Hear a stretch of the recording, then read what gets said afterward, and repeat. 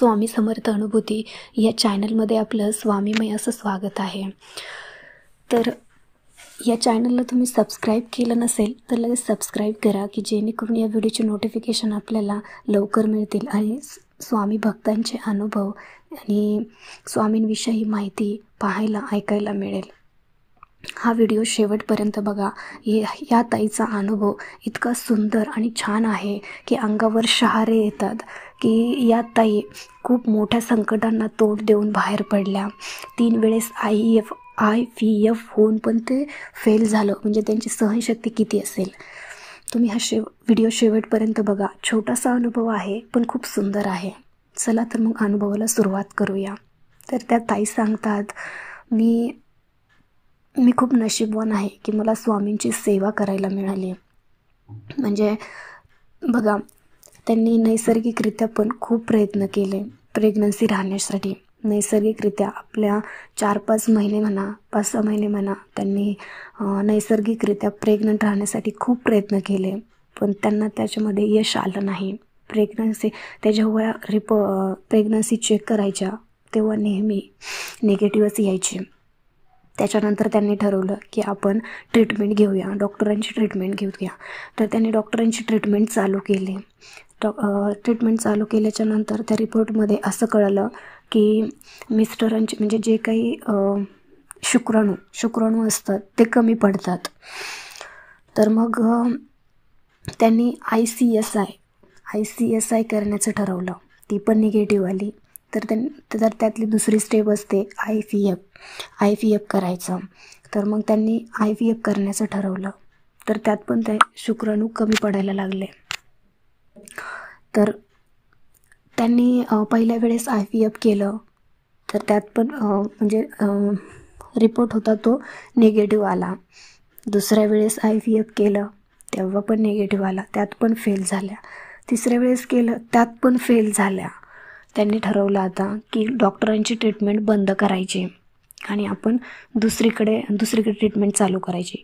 पण तेवढ्यात घरचे प्रॉब्लेम वाढले, म्हणजे त्यांचं आणि त्यांच्या सासूबाईंचं छोट्या आणि क्षुल्लक कारणावरून भांडण झाल्याच्या नंतर त्या ताई माहेरी गेल्या। 1-2 वर्ष त्या माहेरीच होत्या। नंतर ते भांडण एवढं टोकाला गेलं की अक्षरशः ते डिवोर्सपर्यंत आले। म्हणजे त्यांची डिवोर्सपर्यंत आले, कोर्ट कचेरी हे त्यांचं चालू झालं। मग ताईने ठरवलं की आता मला जॉब करायचा आहे, कारण अर्थातच कोर्ट कचेरी म्हटलं की त्याला पैसा खूप लागतो।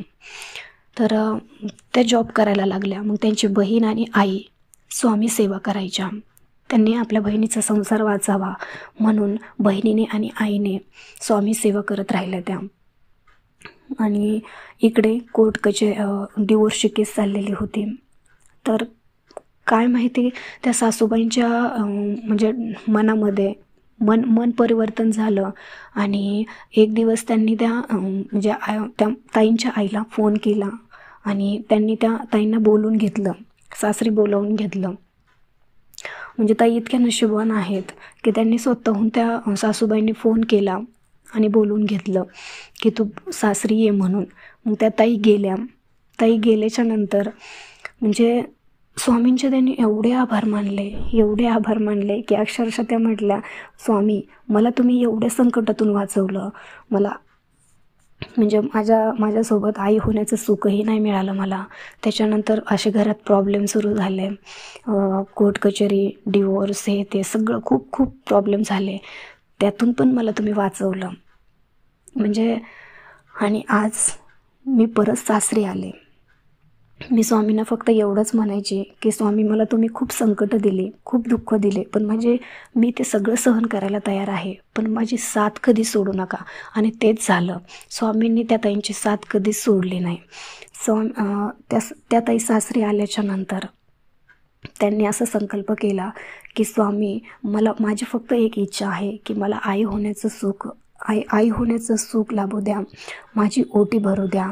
खूप कळकळीची विनंती केली आणि 108 स्वामी चरित्र सारामृताचा त्यांनी संकल्प केला। आणि स्वामी चरित्र सारामृत चालू असतानाच त्यांना प्रेग्नन्सी राहिली। म्हणजे बघा, जे डॉक्टरांच्या सल्ल्याने पण शक्य झालं नाही, नैसर्गिकरित्या पण शक्य झालं नाही, ते स्वामींच्या सेवेने शक्य झालं. स्वामी चरित्र सारामृत पारायणाने शक्य झालं. म्हणजे स्वामींची सेवा ही छोटी असो किंवा मोठी असो, पण ती फक्त मनापासून जर केली, स्वामींवर श्रद्धा ठेवून केली, तर आपले कितीही मोठे सुख असू द्या, कितीही मोठे संकट असू द्या, ते नक्की सुटले जातात.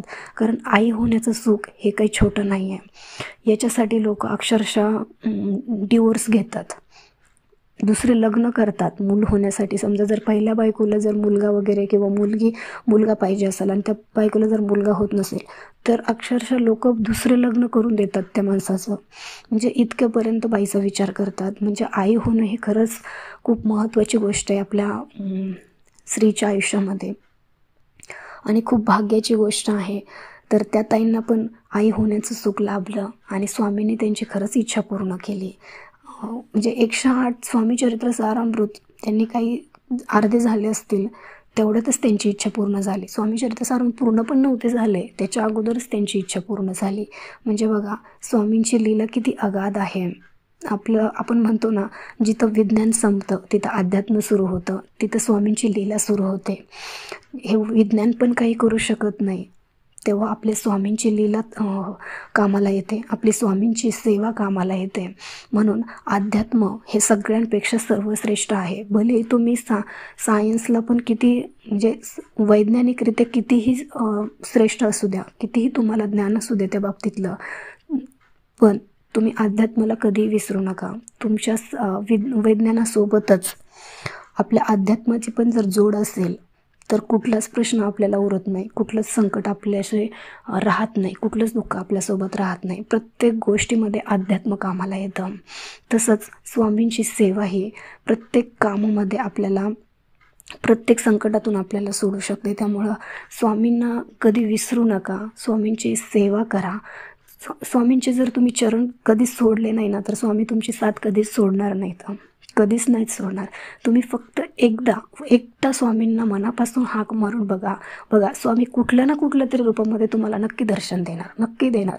फक्त ती ओळखण्याची पात्रता आपल्यामध्ये पाहिजे की हा स्वामींचा संदेश आहे, हा स्वामींची प्रचिती आहे, हा स्वामींचा अनुभव आहे. त्याच्यासाठी पण स्वामींची मनापासून भक्ती करणं आवश्यक आहे. कारण स्वामींचे संकेत समजणं, स्वामींचा अनुभव येणं, स्वामींची प्रचिती येणं ही पण काही साधी गोष्ट नाही आहे. आणि ही प्रत्येकाला समजते असं नाही आहे. जो स्वामींचा सेवेकरी आहे, जो मनापासून सेवा करतो, श्रद्धेने करतो, विश्वास ठेवून करतो, त्यालाही प्रचिती कळते, त्यालाही संकेत समजतात.